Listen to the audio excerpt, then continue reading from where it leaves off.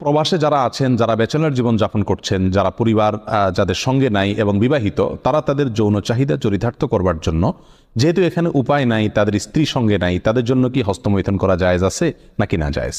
কোরআনে কারিমে আল্লাহ সুবহানাহু ওয়া তাআলা বলেছেন, ওয়াল্লাযীনা হুম লিফুরুজিহিম হাফিজুন ইল্লা আলা আজওয়াজিহিম আও মা মালাকাত আইমানুহুম ফাইন্নাহুম গায়রু মালুমিন ওয়া ফামান ইবতাগা ওয়ারাআ যালিক ফাউলাইকা হুমুল আদুন। তিনটি আয়াত আল্লাহ তাআলা বলেছেন, কৃতদাসী এবং নিজের স্ত্রী, এই দুই শ্রেণী ছাড়া, এই দুটি ক্ষেত্র ছাড়া অন্য কোনো জায়গা যাদের লজ্জাস্থানকে তারা ব্যবহার করে না, সেই সমস্ত লোকেরা সফল মুমিন, তারা সার্থক মুমিন।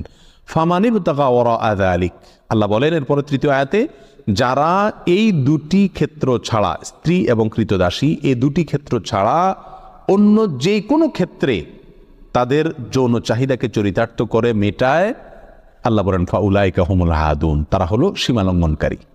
তাহলে এই আয়াতের আলোকে পরিষ্কারভাবে একজন মুমিনের জন্য হস্তমৈথুন করার কোনো অধিকার, কোনো সুযোগ, কোনো অনুমতি ইসলামী শরীয়তে নাই। এটা হারাম এবং কবিরা গুনাহসমূহের মধ্যে থেকে একটি।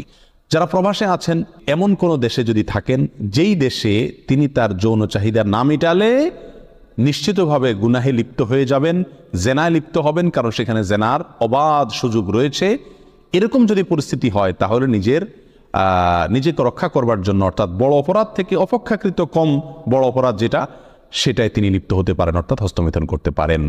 এটা কোনো উলামা ইকরামের মত। অবশ্য অন্য উলামা ইকরাম বলেছেন সর্বাবস্থায় হস্তমৈথুন করা কি হারাম। এজন্য প্রবাসে যারা আছেন তাদের উচিত এই অপরাধ থেকে বেঁচে থাকা।